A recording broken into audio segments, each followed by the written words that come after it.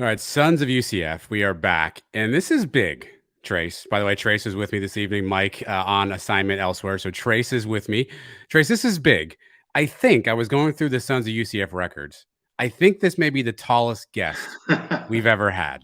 Just going through, we've had AJ Davis. I looked him up. He's like 6'8". Think this may be the tallest. Taco Fall not yet having appeared on the Sons of UCF. I think this may take the cake, Trace, as the tallest guest we've ever had.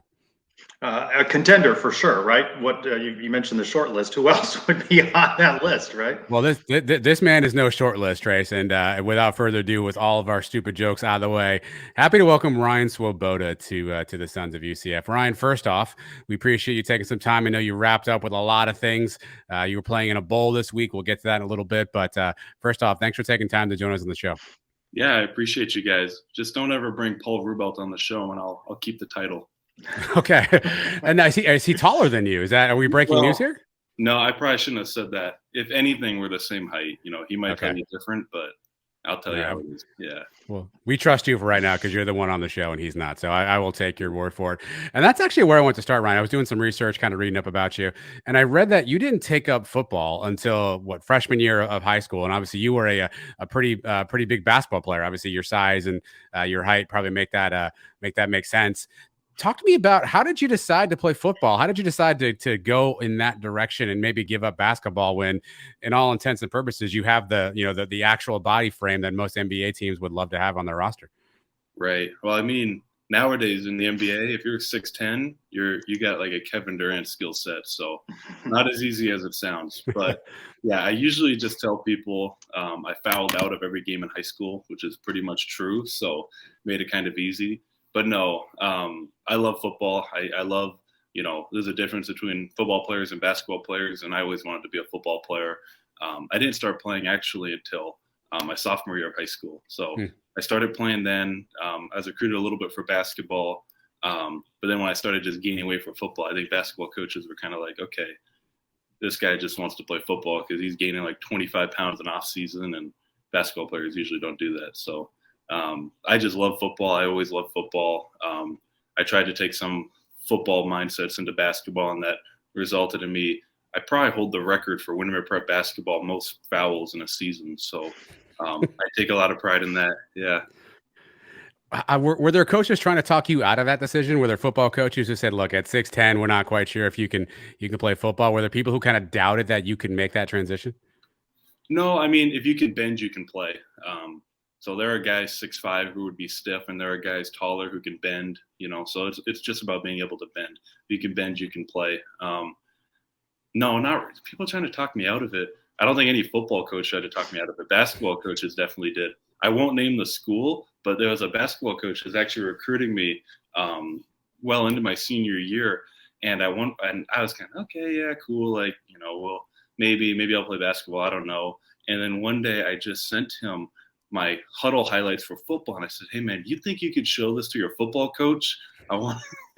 He didn't reply. And that was the end of me being recruited there.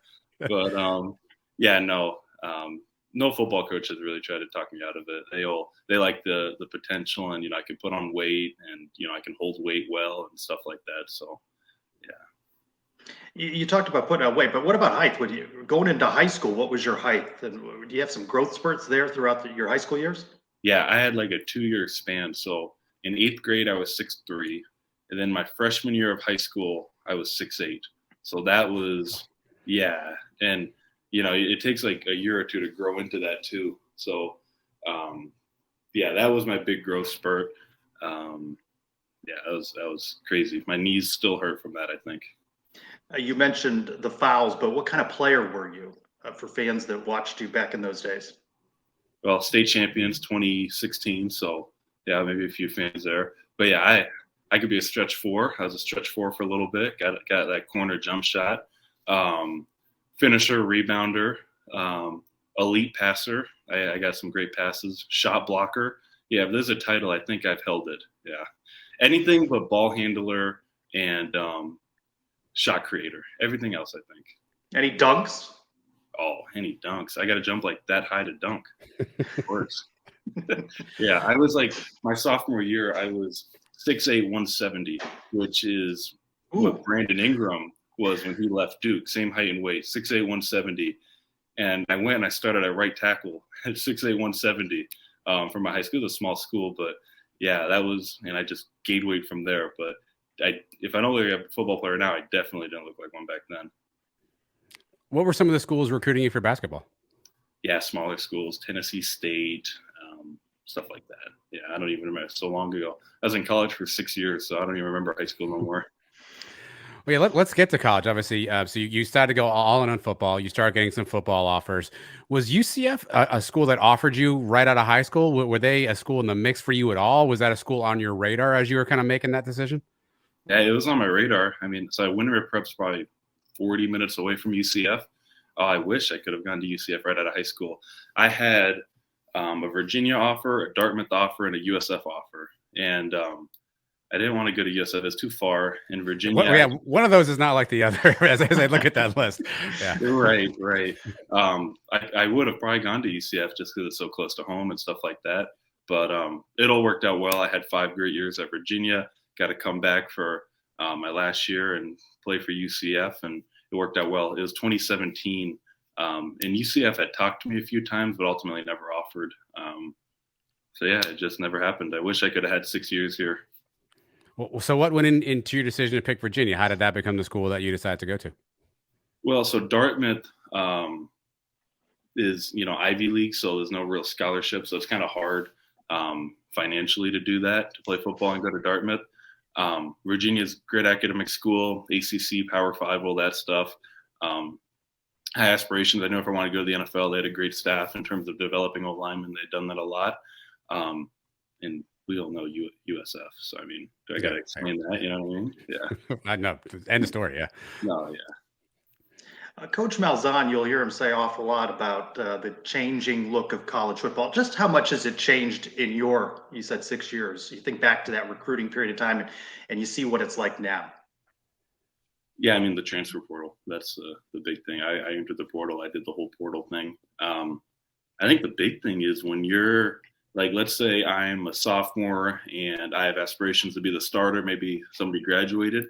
I'm no longer competing with, the guy that was recruited with me, maybe a freshman and maybe an upperclassman. I'm competing with that room. I'm competing with pretty much everybody in the nation now for that spot because you can bring in so many people now. So from that aspect, it's a good thing, the transfer portal. Now, when people get screwed because they go in the portal and they get stuck in there, that's bad. Some people might enter the portal kind of prematurely and just enter and because somebody didn't go their way and they end up entering 3-4 times. If you graduate, I think you've given your 4 years to a school, you should be able to transfer. Maybe you want a different look, a different scheme, whatever. I think it's good in that aspect. So it's good and it's bad, but it's definitely different than 2017 when I started playing. UCF's done so much to build its brand, and now with the move to the Big 12, there's always those comparisons to the Power 5 schools. You've played for Virginia, you played for UCF. How would you describe to a fan that difference from your perspective playing on those lines? Yeah. I'm on Twitter, I see all this stuff, and I see a lot of people saying, like, man, we're going Power 5, like it's some big Goliath thing. I don't think the jump is crazy. There are elite players at every level, and you know what I mean? I think the biggest difference is with depth. I think, at some Power 5 schools, you can go 3-4 deep at every position and still have very viable options everywhere. Not to say you can't do that in a conference like the AAC, but it's just a lot less of that. I think that's the biggest difference. I think across the board, you might have more talent at every position, but you're not seeing this crazy unattainable talent once you just go to Power 5. You know what I mean? Like, we've played Power 5 schools and stuff like that. I don't think it's this crazy jump. I was at Virginia 5 years. I played for 3, and I came here, and I don't think it's this huge difference.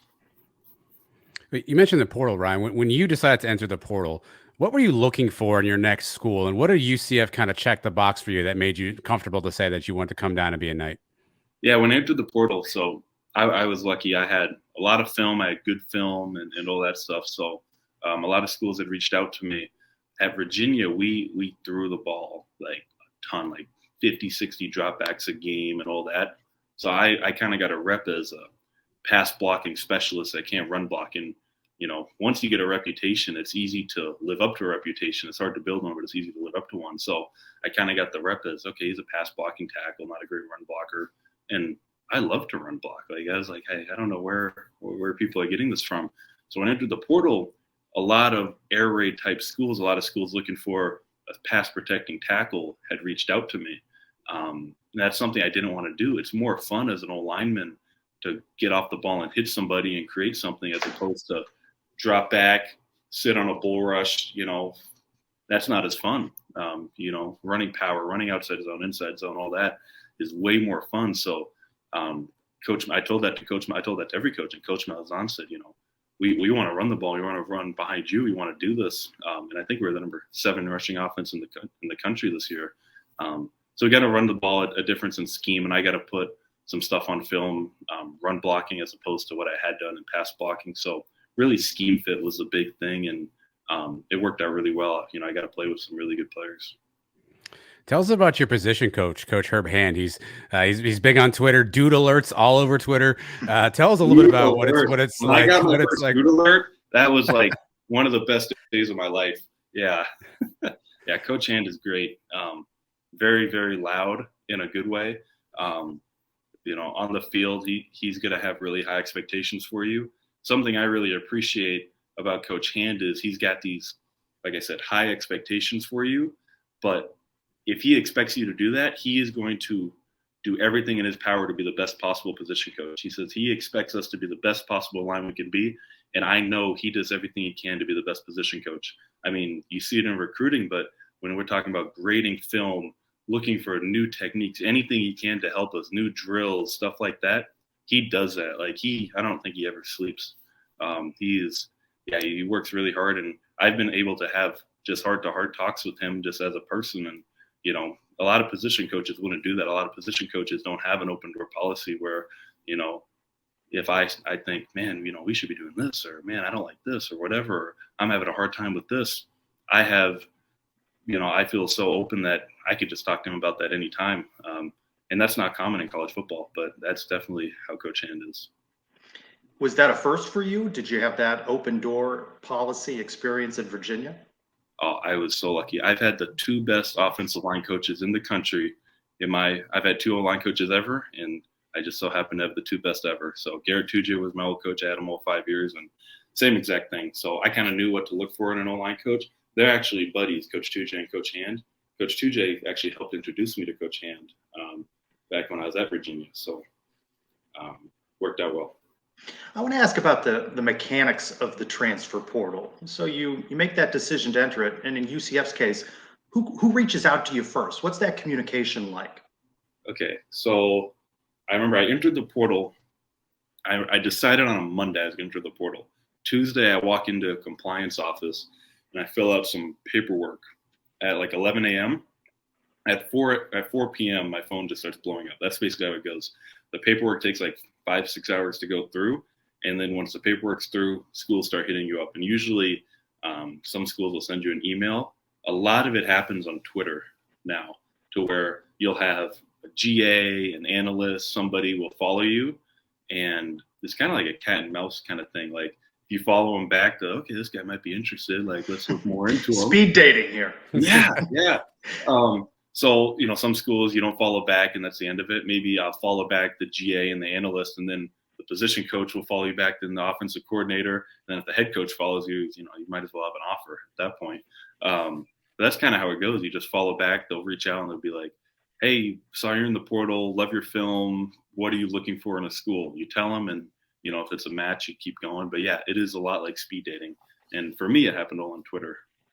Well, in the case of UCF, when asked, what are you looking for in a school? What was your answer there, having spent that time at Virginia? Yeah, scheme. Scheme was the biggest thing. I want to run the football. I want a position coach who is really keen at developing and taking you to the next level. I want, on the academic side, I want to be able to get my master's degree in 1 year. Trying to remember, it's so long ago. Well, this wasn't that long ago. Yeah. I wanted to be able to compete for a championship. I was lucky enough to be able to do that at Virginia in my early years. We kind of, we were right around 500. We were 500 my last year, and I wanted to go somewhere and win a championship. So we're competitive all year, and I chose UCF. We're one game away. What's it like being the new guy again, right? You'd already been to school for 5 years. You come to UCF. Now you're the new guy again, new teammates, new coaches. What was that transition period like for you, walking in the locker room, meeting your teammates for the first time? How long until you really felt like, okay, I'm comfortable here. I know these fellas. I know this team. This is home for me. Yeah, no, it's different, especially being at Virginia for 5 years and being a leader within that locker room and coming to a different locker room. But I think everybody respects hard work. Everybody respects, okay, this guy knows football. He knows what he's doing. He's not in here to just be a slappy and just mess around. He wants to win. He wants to help us. Everybody's going to respect that. So the offensive line was really the first group. Lakai, Paul, Matt, all those guys, Ed, Sam, they all welcomed me really quickly. And at first we had winter workouts where, if I was in there and I'm just dead last in the runs and, my lifts are weak and I'm skipping reps and stuff. Okay, yeah, but that's when you get to earn respect. So I got to do that. I got to try and earn respect there. Spring ball comes around, same thing. I get to show, what kind of player I am, earn respect that way. And I think by about the middle of spring ball, I hope everybody knew what I was kind of about. And yeah, I would say around spring ball, that was when I was kind of just fully flushed in the locker room. And to this day, I've got lifelong friends I made within the last year. Much is made in college football about learning new offenses, learning new systems.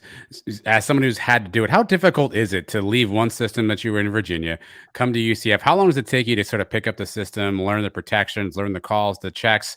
How long a period of time is that? How much work do you have to put in to get to a spot where you feel like you're competent in that system? That is a great question. Yeah, I was nervous about that. When I was at Virginia after my second year, I could do it with my eyes closed. I had the same OC all 5 years, so I knew the offense, I knew all of that stuff. When I came to UCF and, different scheme, Coach Malzahn's playbook is very intricate. So when I got here, my mom and I we bought a whiteboard and I wrote all the basic concepts. And I just would have my mom just be like, just pick anything on there and I'm just going to tell you the name of the player or vice versa. It's kind of like a in-person Quizlet kind of thing. And I was up just so late trying to get all that because, like I said, I don't want to be the guy who I'm in the third day of spring ball and everybody knows the playbook and I'm in there going, to my guard saying, what are we doing here? Where do I go? Block that guy? Okay, I'll block that guy. You can't do that. Yeah, I think you get one freebie of those in your time. Yeah, and I've done that in games. I've gone I was like, dude, what are we doing? Where do we go? But yeah, just trying to learn that. So a lot of late nights, and then I kind of learned doing things in person. So once I got out on the field, I got to run the plays and understand. Okay, this is what we're trying to do. I got to do this. It was easy, but probably about a week to 2 weeks of just grinding and being uncomfortable with that. Maybe longer then to develop the communication and the camaraderie amongst the group. We would hear from coaches in media availabilities that communication needed to come along, and it was coming along. How would you describe that process? Yeah. So me and Lakai were next to each other, and Lakai's played a lot of football. I had played a lot of football, but we'd never played football next to each other within the scheme and all of that stuff. So we were talking all spring. Well, I like this, I like this. I want to do it like this. I'm comfortable with this. And it just takes reps to just gel. And I got to know what he's going to do. And he's got to know what I'm thinking and stuff like that. So it takes so many reps of that. I remember actually at the beginning of fall camp, we're doing some drills. And it happened 3 times in one day where I just fell right over his feet. We just stepped on each other. And it happened 3 times where it's I'm like, well, I know he didn't technically do anything wrong. And I didn't technically do anything wrong. But I keep stepping on his foot. That sucks. So just understand, he actually likes to step like this, and actually it's good for me. I can step like that, and overlap like this. But that takes reps to know what he's comfortable with, and it takes reps for him to know what I'm comfortable with. And when you've never played with each other, and you get used to playing with other people, it's challenging. But by the end of the season, when we got it going, we got it going. We had some great combo blocks, some great blocks. We had great chemistry there by probably like week 4 or 5. In what ways would you say you most improved over the course of this season? In ways you were challenged to grow as a football player? Yeah, I'll get pretty specific here. So backside of inside zone, we ran the heck out of inside zone this year at UCF. In that backside double team, when you go 4 down, you either have a 3 tech or like a 2-eye kind of thing, an inside shade on the guard. So my footwork when you're running on the backside of inside zone, it's kind of weird for me. Like I would step and I'd get my base narrow, and I never was really comfortable. I would just think about, I just want to destroy this 3 technique to the best of my ability. So being able to kind of slow down, have a base, let Lakai set it up. I come and I overlap behind him, and we move that double team back to the linebacker we're working to. So as the year went on, me on the backside of that inside zone block, I got way more comfortable with it. We got way better at it. So that's something that I think as the year went on, I definitely got better. This year, Ryan, obviously there was I'll call it a quarterback battle at some point, right? With John Rice Plumley and Mikey Keene, 2 very different quarterbacks. As an offensive lineman, how were their styles sort of different for you, right? Obviously, John Rice, heck of an athlete, will run, will move quickly. Mikey paid more in the pocket. How did that kind of change what you had to do depending on who was back at quarterback? Yeah, a lot of people talk about pocket passer versus dual threat, and it's definitely a little different. Maybe a dual threat guy will drift in the pocket. They'll make more plays. You got to hold your block a little longer. Beyond that, there's really not a difference, at least in my mind.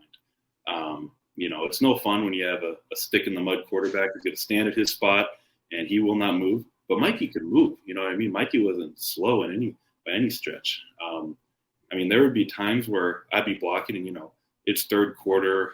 I've ran like 75 plays so far, be exhausted. And I'll look back and I go, is that Mikey in the game? Like, wait a minute. I wouldn't even know sometimes. So, it just kind of happens like that. Their cadence isn't really that different. They're both leaders in their own way. But other than, sometimes JRP is going to run and make a play that Mikey might kind of move in the pocket and wait to throw it a little bit longer. I don't think there's too much of a difference. All right, so early in your UCF career, second game of the year against Louisville, you got called for what is a really, really tough holding penalty. Take us through that play if you could. Let's watch it. Why not? Take us through that play if you could. What you remember, and kind of what the what the after conversation was like. There were some choice words that I'm not going to repeat on the podcast, but okay. We'll go there. Shoot, yeah, my second game. You don't want to see my DMs after that game on Instagram. Oh my God, yeah, we got some passionate fans, but on the other end of the stick, you got some passionate fans. Yeah, it sucked. I don't think it's holding to this day. It was so ticky-tacky. Let's just go through it. In my mind, here's what's going on. We're in slide protection, right? So I got a 4-eye on me, which means I'm a right tackle. He's on an inside shade of me. It's a relatively easy block in football. So I step down, I get nose to nose with him like we're trained, and I go 2 hands under. I got my hands in here like this, and I'm thinking, man, I'm blocking this dude up. Like this is awesome, man. This is an easy block. I'm chilling. Quarterback rolls out this way, moves. It's sit in the pocket, but when you got a quarterback who's making plays, they're going to move. Quarterback rolls out. I'm sitting here. Guy starts to move. I go like this, and I just let go. And the referee sees that motion, and I suppose that warrants calling back a 75-yard touchdown for some reason. They were ACC refs. I have had my experiences with ACC refs. I think maybe they had recognized me from my time at Virginia. I got a lot of conspiracies about what had really went on in there. I saw a D lineman running to give him a $50 bill after that had happened. Nobody talks about that. But God, that's like, when you have so much pride in what you do I work all day for this. And I came here to win. I wanted to go undefeated. I wanted to be the best possible lineman I could be to help the team. It's my second game. It's really the first true game at the bounce house, and I'm like, God, I want to put up with these fans. I've been working all off season. I'm working 6 years for this, right? And fans don't really know me at this point. It's my second game, really. And everybody knows me. You're the guy that lost a game against Louisville, right? And I'm just on here, and I just turn off Twitter, but I know what's going on Twitter. I haven't on Twitter long enough to know like what's going on. My name is getting dragged through the mud, and I did not sleep that night. Like I remember like 4 a.m. I'm just lying there like, we just lost to Louisville. I got called for holding, and it's just so hard when I will say the team really rallied. Like, yeah, it's a BS call. You know what I mean? It doesn't matter, but it's hard to block out that outside noise as well as you feel like all of Orlando wants you exiled. Well, that is hard, but when you got the team that rallies around, you say, "Hey, man, I messed this up too, and this happened, and this happened."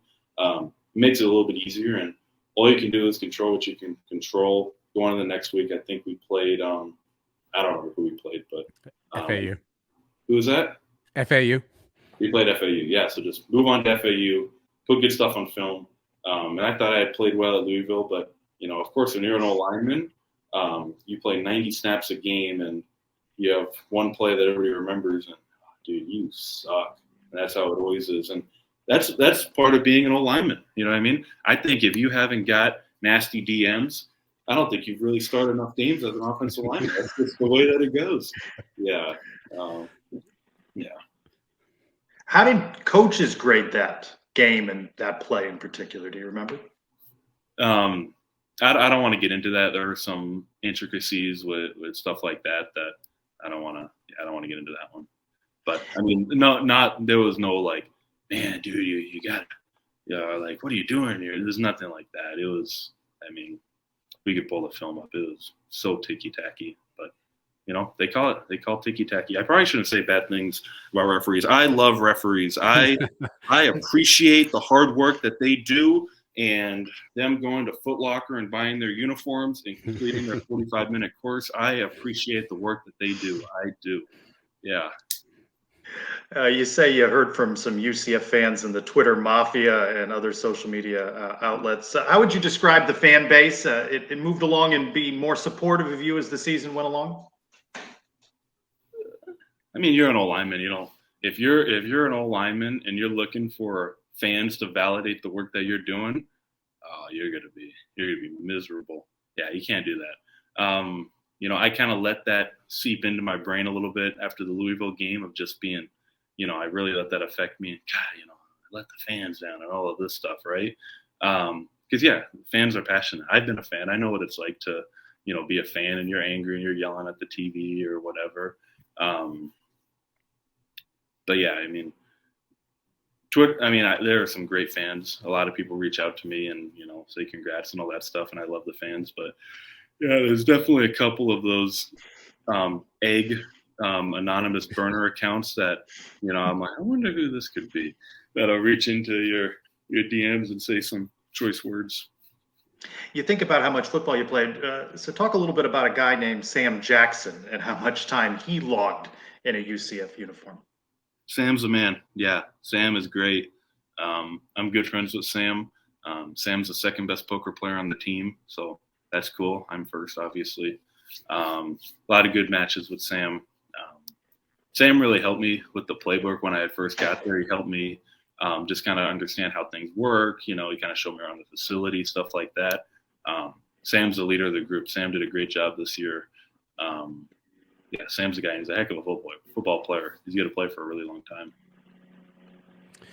Ryan, what kind of game is more fun for you? A game like Temple where we win 70-13, or a game like Cincinnati where it's 25-21, last second kind of game, or a game like against the Cows where they come back and we have to win as a player? Is it more fun to have that blowout and just start having some fun? Or do you like those close games where, the team perseveres in the end? What do you like better? I got to think about that. Temple. Temple was a breeze. Temple. Are you kidding me? By the second quarter, I had my feet were up. I had a drink in I was good. Yeah, I was good. Cincinnati, I was jumping up and down. I was screaming on top of the bounce house. It was not pretty. So definitely not the game against the Cows. That was too close and just scary. And yeah, I mean, the Holler catch was awesome, but no, not that game. I think like Cincinnati, just because, when you're down, you're at home, you feel like everybody's watching. From my perspective as an old lineman, everybody in the stadium knows, okay, it's probably third and long, you're passing, this is for the game, this is where money's made, you know what I mean? Like you're pass setting, this is all the pressure. I think that's why you play football. I mean, now if we had lost, I'd be like, man, forget that. I wish we had blown them out. But it's fun when, you get that last drive, and that can be like a season defining thing when you're like, yeah, you remember when we were down against Cincinnati on our own 18-yard line and we marched right down there and we scored to win the game? God, that's like lifelong memory. I'll probably remember too. Like, remember that time we scored 70 points? That was really cool. But no, I'll go Cincinnati. All right, I've got to ask this question. I already know what your answer. I have to. I absolutely have to. I know your answer. I know what it's going to be. But I need to ask it. You're on Twitter, so I know you see some of the stuff. A lot of rumors floating around after the ECU game. A lot of conspiracy theories, a lot of people with their own little ideas of what may happen.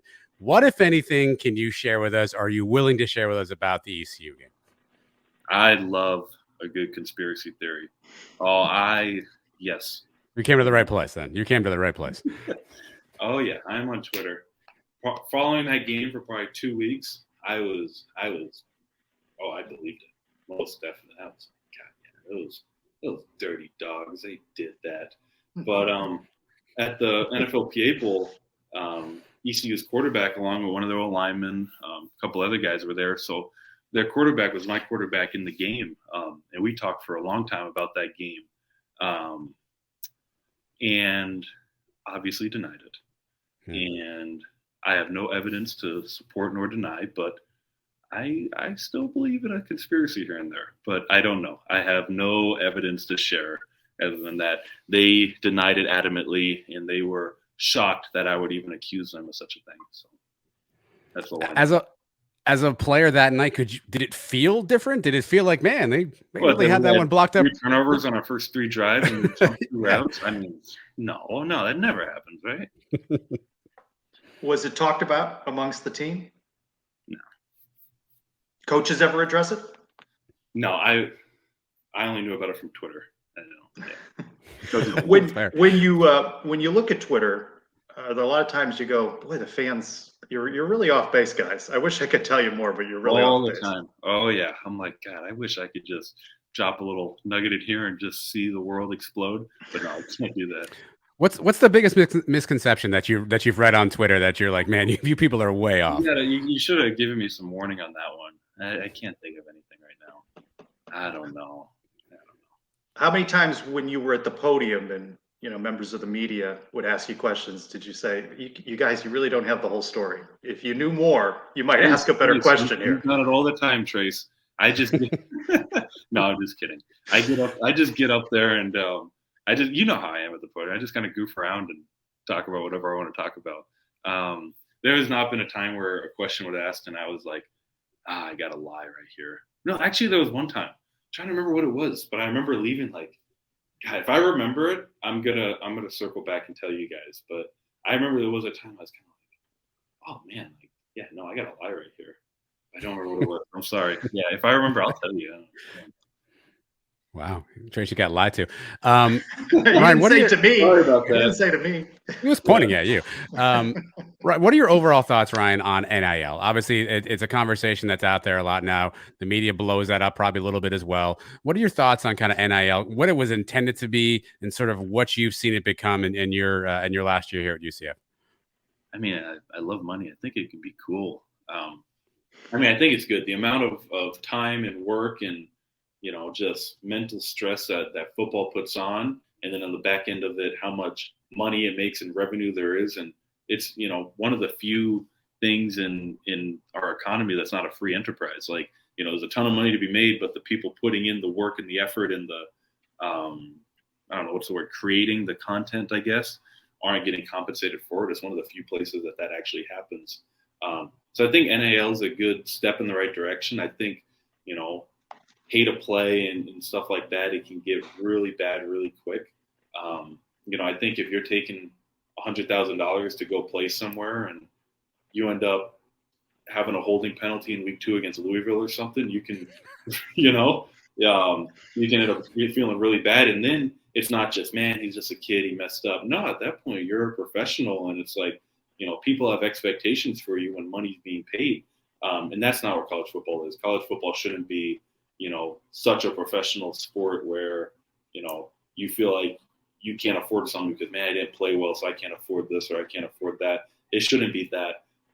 When we're talking about huge money that's being thrown around, I don't think that's good to be, 19 years old and you got all this money, but you haven't really done a ton on the football field. I think that long term is bad. And it's nice, when you're 20 and you get some money, but I don't think that's good. So I don't know.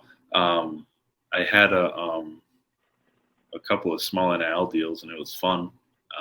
But I think once you get past a certain point, it just becomes professional sports. And if it's a professional sport, we can just call it that. I mean, the TV deals and the fans and all the, stuff around it. I mean, you can argue this is pro sports, but then we got to have 50 other conversations that I know nothing about. So I don't know.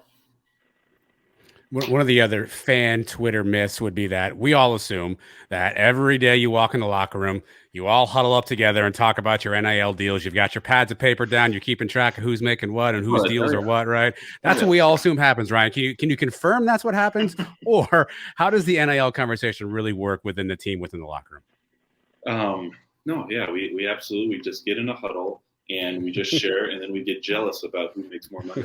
That's exactly right. Perfect. Yeah. No, it's I mean, if you got some NIL money, I mean, you post your advertisement online, and you don't want to talk about it too much because there might be other guys who don't get it and stuff like that. So, kind of want to keep it on the low. You don't want to be bragging about it. If you do, you're probably not very well liked in the locker room.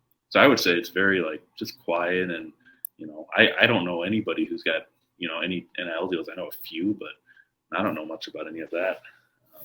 Yeah, very quiet. What you guys know about NIL is probably what we know. Like we see some guys post something on Instagram, and that's pretty much the end of it. I want to ask you about some guys. You mentioned Lokai earlier. How important do you think it is for UCF moving into the Big 12 to have him returning on the line? Yeah, I'm glad you asked that question. Lokai's stud. Great offensive lineman. Played for a long time. First team all conference. Made a lot of things happen. That's huge, and he's going to do great things in the Big 12. But as an O-line, as a unit, it's exciting. I think they got a O-line transfer today from Stanford, right? Yep. So I think they brought in 4 O-linemen, and I was able to reach out to a couple of those guys and just talk back and forth about kind of, I got to transfer and I had success here and, how that process is like. So guys coming in ready to play, who've played a lot, really good players. But then you look at the unit that's coming back now. We talked about Lokai. He's a dude, right? But you look at the room. Paul Rubelt's that's my best friend. He's up and coming. I'm not going to talk about Paul because he's gonna open a lot of eyes. Then you look at guys that are coming back. Adrian Medley, he was in line to start before he had got injured. He's going to do big things. He's ready to go. He's ready to roll. And then a guy who a lot of fans do not talk about, but have no clue how important he is to the team is Ed Collins. Ed's a guy who at 85% of schools would start every single game. And Ed's had some injuries and stuff like that, right? But what Ed does for us as a leader and in practice every single day, we don't win the amount of games that we won if Ed Collins is not on the team. Ed is the guy, and Ed's coming back. Ed's back, and if Ed starts, he's gonna kill it. If Ed doesn't start, he's still gonna be that leader in the room. Ed started a lot of games, and he's a guy. We're every day in practice. He's helping me get better, and he is invaluable to the team. I wish Ed got the appreciation that, but when you're no lineman, you don't get that. But Ed is the guy that very, very important to the unit. He's going to help them win a lot more games this upcoming year in the Big 12. A name that entered the portal that surprised most fans was Matt Lee, now at Miami. When you heard about that, what was your thought? I mean, Matt graduated, I believe. Yeah, that hurts. Matt's one of the best centers in the country. There are times where Matt's played. He's done a lot for UCF. He's helped a ton. And I haven't talked to Matt about his reasons for transferring, but if it's in regard to money, I think all of us would, I don't know what everybody's job is, but if a rival company offered you more money, I think 90% of America would go to a rival company for a promotion. So if that was the reason, I have no problem with that. If it was in regards to scheme, or maybe he wanted to play in the ACC, which is a great conference, so be it. I mean, yeah, it sucks, and I was shocked, and I wish I could watch him play for UCF. But at the end of the day, he graduated. He did great things for UCF, and I've heard that he also had his DMs many of times injured by passionate fans. So, no, I'm not upset with Matt at all. I understand completely why he did that, and I know he's going to do great things. Fans love welcoming the new guy in from the portal, but they're not as kind when they leave. I saw. Oh yeah, I definitely saw that. I saw when I entered the portal, I had half the people going, "That's fine. He stinks anyway." And then I had some people going, "This guy's awesome, man. Have you watched his film? He's a dude." So yeah, that's how it goes. Ron, you mentioned you were out at the NFLPA Bowl and practicing, and obviously playing the game. What was that experience like for you? What was it like kind of being in that setting with scouts watching you and a bunch of kind of new guys you hadn't played with before? No, it was good. So the AllStar games are, they're different because you're with a bunch of guys who have all had success at their school, and you're all there trying to increase your name and stuff like that. I got a little bit unlucky. I didn't play in the game. I got injured on Monday at the first practice. I had sprained my ankle. So I ended up practicing Tuesday, Wednesday. I didn't practice Thursday, Friday, and I didn't play in the game, which, it stinks. I wish I was able to utilize that opportunity to help myself, but I couldn't. I wasn't able to. But at the end of the day, it's cool. Scout interviews are cool. Scouts kind of mess with you. It's, you're up to like midnight just doing these interviews with people, and again, it's like speed dating, I guess. So that was cool. I met a lot of really cool people, a lot of former NFL guys, NFLPA reps, stuff like that. The practices were great, the ones that I got to do. Where I'm at in my development is I played 10 years of football, and I played 10 years at right tackle. And if you go to the NFL, you got to do both. And I've kind of just not done a lot of left tackle stuff. So I kind of challenged myself, and I said, I'm going to just play left tackle at the PA Bowl and see how I do, because I got to figure out now, as opposed to like 4 months from now in a camp, and they say, hey, you got to go to left tackle. I can't say, no, I actually can't do that. I've never done that before. So that's something about online play that not a lot of people know about. When you play one position for so long, switching is kind of like, it feels like writing with your offhand, because everything's flipped. Oh, my kick foot is now my post for my catch foot, and my hands are flipped, and everything's different from what you've trained for so long. So ultimately, I played at left tackle for the practices, and I'm still working on that development. But yeah, just working on that, and I had gotten injured, so I didn't get to play in the game. But overall, it's a net positive experience. Well, you got some positive feedback. I put on the screen here for you. Playing left tackle, holding up well, says one guy. My favorite, NFL Draft Blitz. Give them a free follow, because I just love this analysis. 72 from UCF is a grown-ass man. Holy cow. And then learn the name Ryan Swoboda, left tackle from UCF. And add that to your draft lexicon. Whatever a lexicon is. I appreciate so much that they gave me a shout out, and that is so awesome. Like you said, give them a follow. But I will point out the irony in learn the name Ryan Swoboda, and my last name is spelled wrong. So that's pretty hilarious to me. That's awesome. Yeah, I appreciate that. That's very cool. So Ryan, if a team drafts you or signs you into the league, what kind of play are they getting? What would you tell that team the day they call you and say that you're going to be part of their franchise? Yeah, they're getting a guy who is the best in the world at getting better. I think I really excel at, if I don't know how to do something, I will figure out a way to learn and develop in that aspect. That's what I've done my whole college career. I'm going to figure it out. I'm a guy that in the locker room, I lead by example, and I think I gain and learn just as much from everybody. In my entire career of playing sports, high school basketball, high school football, my years at Virginia, my years at UCF, I've never had a losing season. I take a lot of pride in that. So I think I've been able to take things from guys who are inherently winners and all the winning that we've done. And I think I embody that just through my experiences. What do scouts tell you when they talk about your height? That it's an advantage, or how do they evaluate the height? I stole a scouting report of me. I just saw it like laying around. I just snapped a picture of it on my phone, and That's not stealing. It's research. Borrowing. Yeah. I like the way you think. Yeah, no. So I stole it, and they said, good size, has good film, understands the position, savvy, competitive, stuff like that. Doesn't necessarily have great bend in terms of knee relation and bending consistently, right? A lot of inconsistencies with bend. So what I wanted to show was just the ability to bend really well at the PA at practices, and that's something like that I've just been working on.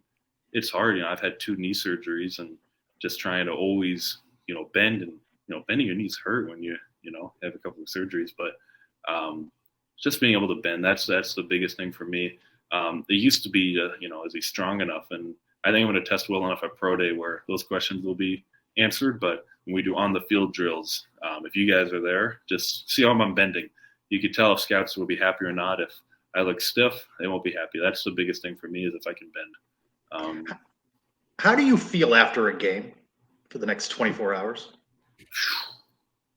Okay. Not good. That's the short answer. Not good at all. Yeah.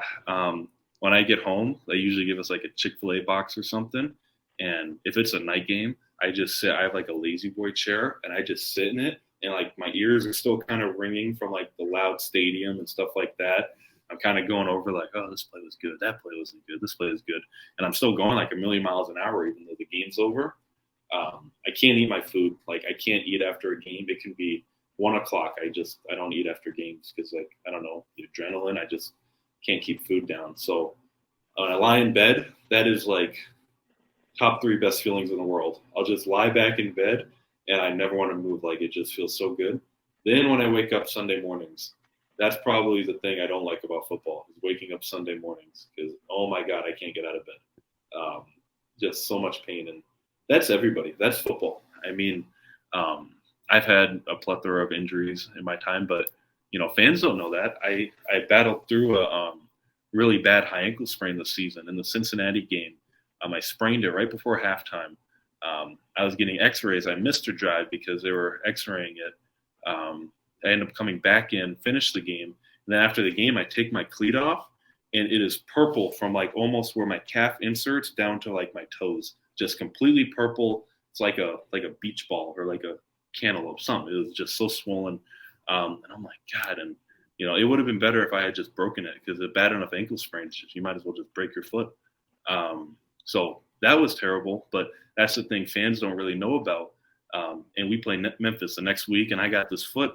When I get out of bed, I could not walk. Like I remember, like I had to like hold myself out. I couldn't put weight on it. And I didn't want to do anything. It was just, my foot hurt so bad from that. But Memphis has a great D-line. Conference game. We just beat Cincinnati. Not going to not play, right? So then when you're in there, and I remember warming up at Memphis on that turf field and just thinking like, dude, okay, I can't run, but I'm not a receiver, so I don't need to run.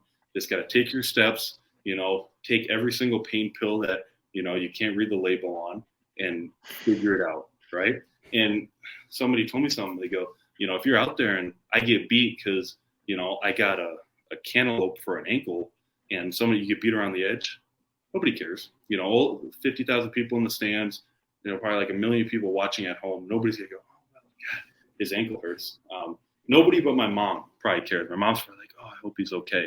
Everybody else, just get the job done. You know what I mean? And football players, nobody's ever 100%. So everybody is battling with something. So that's something, from a fan aspect, you don't get to see just kind of the mental battle, because that Memphis game was one of the most mentally challenging things ever for me, just because I remember waking up at the hotel in Memphis and getting out of bed like, dude, I can't make it to the elevator. But I got a game to play at 3 o'clock today. But that's football, and that's what makes it great. And that's a game within the game of, well, I can battle through this. If I can battle through that guy's not going to be able to battle through that. I can beat that guy. And that's the mental part of it. So just, some insight. If you're a fan and you see your left tackle get beat around the edge, go, well, maybe he's got a cantaloupe for an ankle. So So you appreciate what you saw from Patrick Mahomes against Cincinnati. You know what he was going through on every play. Exactly. Oh my gosh. And when you're in a high stake game like that, yeah, you got to do whatever you can to win. And he did that. That was awesome. I saw him when he rolled out one time and he kind of backpedaled and then he shot up and he turned. He was like, "Oh, that hurts so bad." I knew exactly that pain. I've been there. But yeah, Patrick Mahomes is a man. He's killing it. You talked about kicking back in the recliner, but when you're on a road game, you're on the airplane. You don't get to relax much for those couple hours you're on the flight. Mm-hmm. Shout out to Buddy. He's my he sits in the middle seat in the emergency row, and after a game, the integrity of the seat middle thing. Oh, this is my area, and yeah, I sprawl out on there, and yeah, I get the emergency row, but yeah, no fun. Those plane rides. When you win, they're okay. If you lose, they're pretty somber. Ryan, what was the toughest loss for you this season? Well, for me, it'd be Louisville because people were jerks. No, because of that play. No, it's got to be Tulane the second time. You know, I'm 0-2 in championship games of my college career, and that's going to haunt me for a long time. You know, I wish we could have won, but you know, Tulane's got a great team and they put a great effort together and stuff like that. But no, that was tough. Walking off the field, which, by the way, we're speaking about fans. I'm throwing fans under the bus right now. They stormed the field, and I'm walking off, and I'm exhausted because like we were grinding that game, and I'm walking off, and I'm pissed and stuff like that. And some Tulane fan just shoves me, and he's like this tall on me, and like probably like $175 soaking wet. And I'm like, this guy would never do that if like the situation wasn't him storming the field, but like. You know, if we're just like at Publix, he's not going to do that. But yeah, some fan shoves me, and I'm already pissed off, and I'm like, this guy's really lucky I've got the emotional control right now to not freak out, because I know a lot of people would freak out right there. But yeah, walking off that field, that was very upsetting. Losing the game, we were close, but not close enough.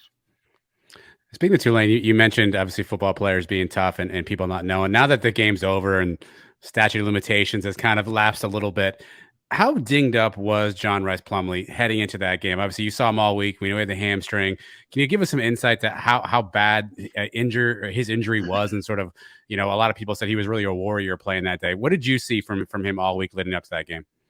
I have so much respect for JRP. That game, I saw him. He could barely, you know, walk, and he was trying to run, and he got like this rubber band thing for his hamstring. I never seen something like it before, but I guess it helps. But all week, I'm like, you would never know from him talking to you. I'm like, hey, how you feeling? Like, dude, I feel great. Like, you know, he's never showing, you know, the pain of it and all that stuff. But man, he was dinged up. And when you're an athlete like that, and you got a hamstring, you just got no push. So, but you know what? He never wavered as a leader. And we're in the game, and you know, his potentially most dynamic aspect of his game is nearly taken away, and he's not wavering. He's leading the charge, and you know, we all fully believe. There was never a point where I was like, God, you know, our quarterback, he just can't go. I believed in John Rice Plumley. I have so much respect for him and for what he did that day. But ultimately, he probably shouldn't have been playing just because of it. But you're in a championship game, the circumstances dictated, and you know, after that game, you know, run him till the wheels fall off, and you got time to recover. But yeah, he probably shouldn't have been playing just based on, you know, the severity of the injury. Do you look back on this season as one of some frustration in that there were a lot of what ifs? There were some moments there, you know, beat Navy and what the implications are, and just so many of those moments that it was within grasp of maybe a different season. I wish that some things had gone differently. I wish we had won some games that we ultimately didn't win. I wouldn't trade for the season though. I don't regret anything. We played great football. I wish we could have put it all together a little bit better. I thought, you know, there are just times where I'm just looking, I'm like, God, we got one of the best teams in the country, but because of X, Y, and Z, we're just not putting it together at the right time. And that is frustrating, but no, we played a ton of good football. The connections I made, the the experiences of being in the bounce house and winning games, I wouldn't trade it for anything. So yeah, there are times it was frustrating, but it's a net positive at the end of the day. I will never forget the season. It was great.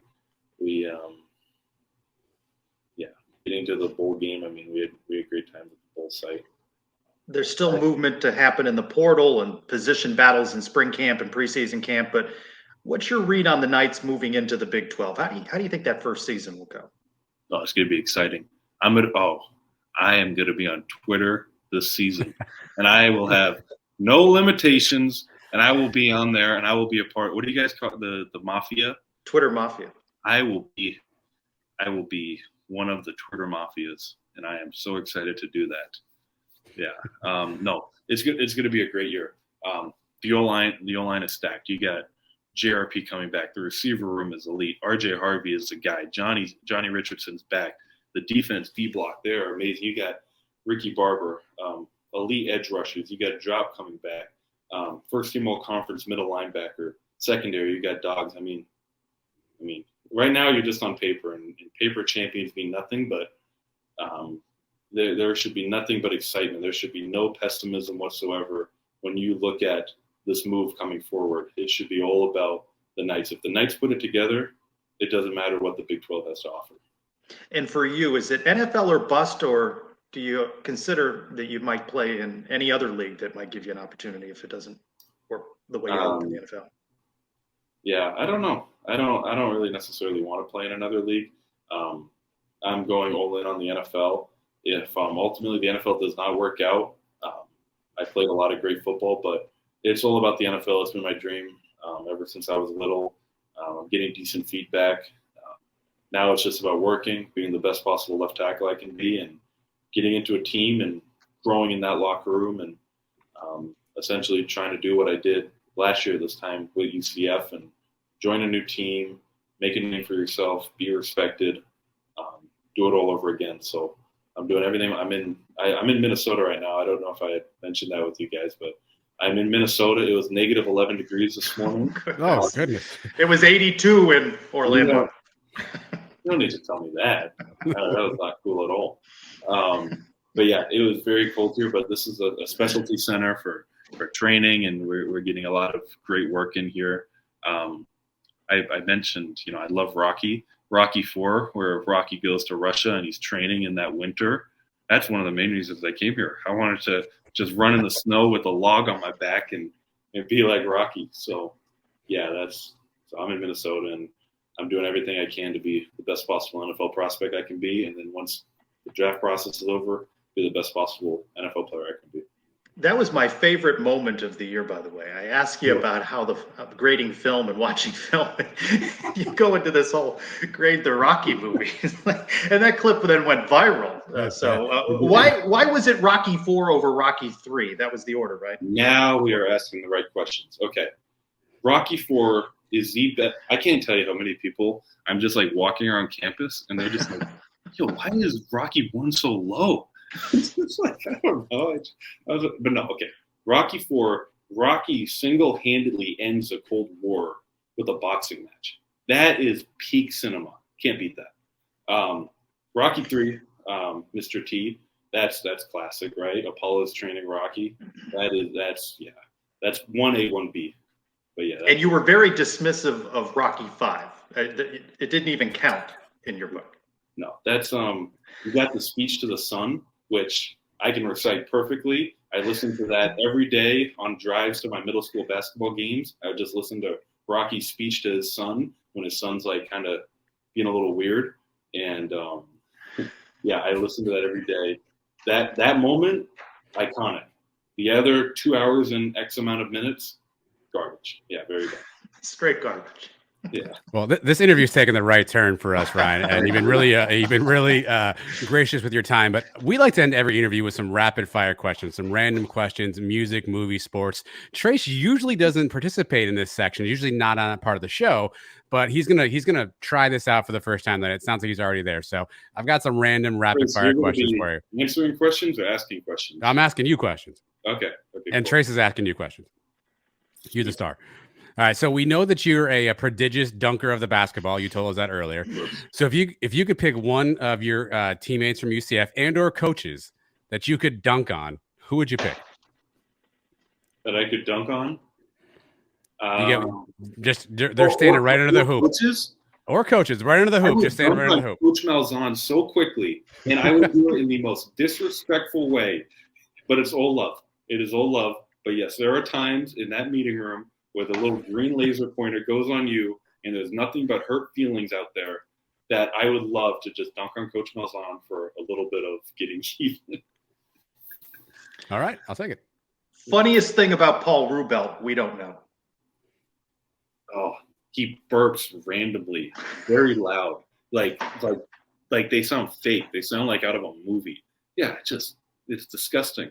So yeah, there was a time we're running out. No, we weren't running out. We were walking out on the field before a game, and these camera people, they're always there, and they get these like cameras and they put them in your face and they try and do something cool. And as an O-lineman, you never get that because nobody wants to see O-lineman. So like there's a camera walking on us and they were following us, and Paul just burps in the camera. And I'm like, dude, they can't use this now. Like, know where you're at. So yeah, that's definitely the funniest thing about Paul. Paul's awesome. Yeah, Paul's my guy. All right. If you had to enter a food eating contest and you needed to win, which food would you want to have in front of you that you feel like you could absolutely win the contest? Oh, some waffles and syrup, because that's just math at that point. You go, you eat three rectangles at this point, a couple of cubes here. Oh, it's just you can go through. I can go through some waffles. Yeah, I love waffles and syrup. Maybe that feels heavy. That feels heavy though. No, that feels kind of heavy.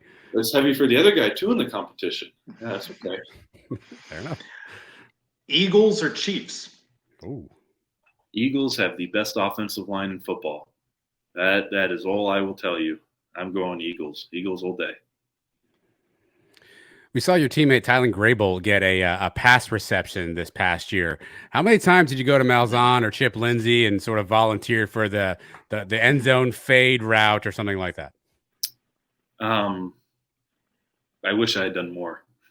And when I was at Virginia, we had a throwback to me, and in practice, it was pouring rain, by the way, but in practice, it was right through my hands.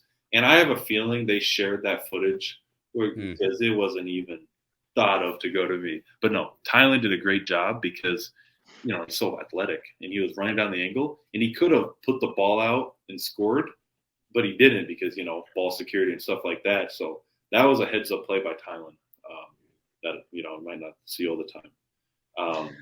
Yeah. Most famous. One more thing with that. Yeah.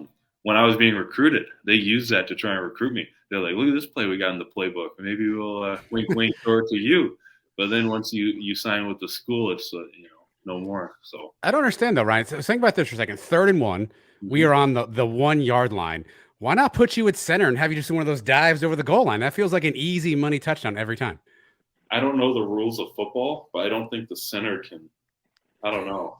That'd be so cool until you got a 350-pound nose tackle that squats 750 pounds, and you go like this, and then all your ribs break. So maybe that would not be ideal. Wait, when you put it that way, I guess I can see the problem. I like that quote. I don't know the rules of football, which reminds me, I recently spoke with punter. I know how to protect the pocket, and I know how to run power and inside zone.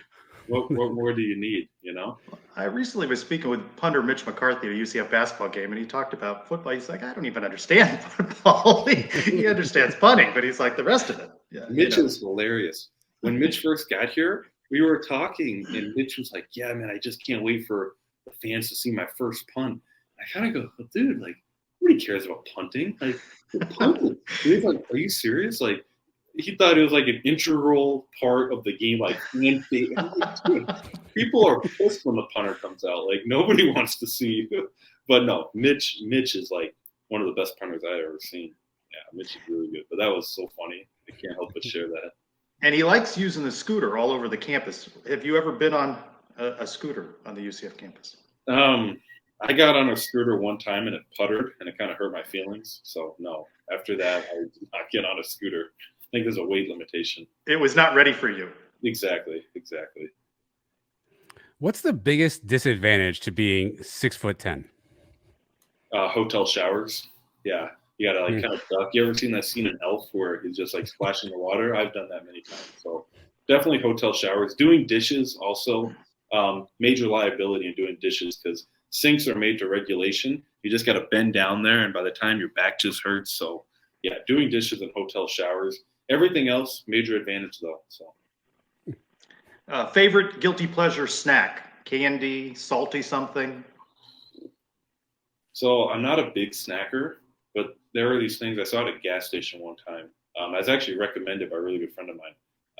Oreo popcorn, right? And I think they only sell them at gas stations, but they did every time. Yeah, it's like Oreo mixed with popcorn. I don't know what kind of, cracked out person thought of this, but they are so good.